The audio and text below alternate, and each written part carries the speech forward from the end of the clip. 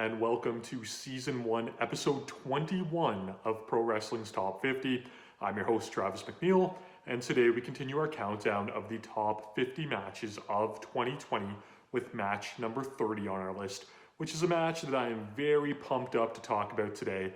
It is a tag team contest from the July 1st Fyter Fest episode of AEW Dynamite between MJF and Wardlow against the Jurassic Express duo of Jungle Boy and Luchasaurus. This was a rematch of sorts. Jungle Boy and MJF had a fantastic match at the Double or Nothing pay-per-view a few weeks before this contest, and this was the follow-up here.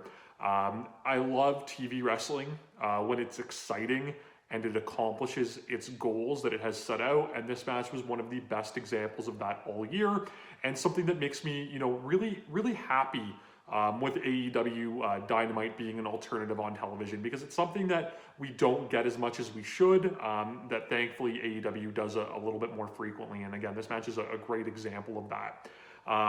They start this out with a really good, really solid MJF promo that set the tone for the match and tied into the finish, which again is it's that little nuance and that attention to detail that I think that they often exceed at. MJF is great on the microphone, obviously.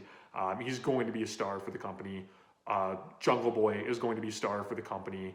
Wardlow is such an unexpected surprise. I love that dude. I had seen him a little bit prior to him signing with AEW in like the IWC out of Pittsburgh and some other promotions, and I remember never really being too impressed, but that dude has been booked so well. Very Paul Heyman, ECW-esque, where it accentuates everything that he does great and just makes the guy look like $1 million on a constant basis. And Luchasaurus is another guy that just, came from Lucha Underground, where he was used okay, but he definitely had some, holes that he had to fill. And AEW's done a really good job, and he's really developed into a super, super entertaining character and a really good wrestler too.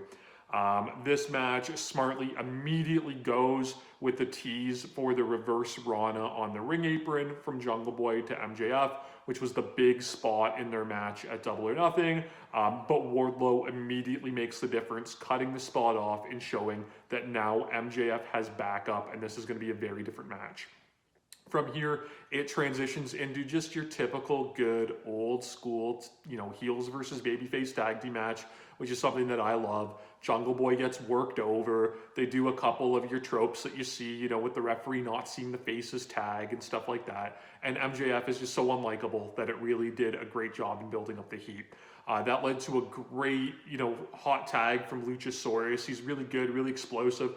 And, both of the big men in this match are not traditional big men. They have the ability to work that way and be, big, intimidating, scary dudes, but they also have the athleticism that you see a lot out of larger wrestlers now that you wouldn't have seen in, the 70s, 80s, and early 90s. And both these guys are great epitomes of that. And they do that here. There's a really cool spot where Wardlow goes for a choke slam to Jungle Boy over the guardrail, but Jungle Boy flips onto his feet. I call that the AJ Styles Matt Morgan spot because I used to do that frequently.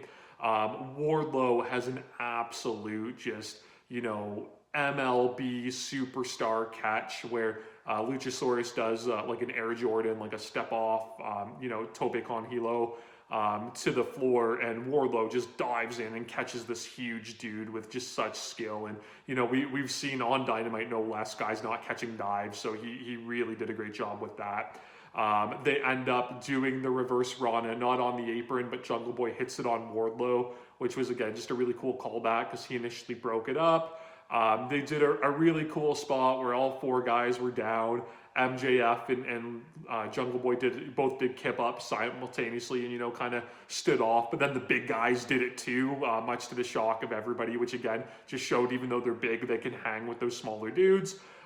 There was a wild spot where Jungle Boy, ended up running off of everybody's backs and then hitting a Canadian Destroyer onto MJF. So again, this match started, hot, slowed down, and then picked right back up into just a crazy, finishing sequence that brought the house down. They did a really cool spot where Jungle Boy went for a crossbody onto the apron onto Wardlow. He caught him and then proceeded to fight off all 3 members of the Jurassic Express, which just made him look amazing. And it ended up with him gorilla press slamming Marco Stunt off the apron onto Jungle Boy on the floor.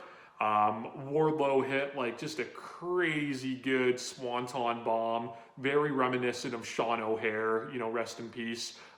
Again, he's so big, he shouldn't be able to fly with that elegance and grace, but he does. He's a really, really great utility player for AEW. I mentioned the promo at the start. So in that promo, MJF talks about his Dynamite diamond ring that he has and how, you know, he can knock anybody out with 1 shot. So that was the precursor to him almost missing that punch late in the match, stopping short before he hit Wardlow, which again, I mean, you expect that he's going to accidentally hit, you know, his partner, but he didn't. But then they creatively got to that same place by having, you know, one of the baby faces hit MJF from behind, which, you know, led to him connecting with the punch. So again, it was the expected goal, but a different twist on it to get there, you know, outside of just the miscommunication between the 2 heels. So I thought that was cool. The finish just made Wardlow look incredible. Even though he took the fall, he looked so good in defeat, which again is something that AEW does well. He took the punch with the ring. He took, Jungle Boy's, you know, variation on Jody Fleisch's Phoenix DDT that he's been doing. He took a choke slam from Luchasaurus, and he just kept getting back up. And he does like the Undertaker sit up, and then Luchasaurus puts him down with a kick and a moonsault to just squeak the 3 in over him. Again, this was a match that going into it, it was a rematch from a really good match. It far exceeded that. Again, AEW absolutely delivering on free TV with this bout. 4 guys that should be focal points of the company for the next several years. That just showed, you know, why they are in the position they're in and shows how deep and great the AEW roster is. Excellent contest.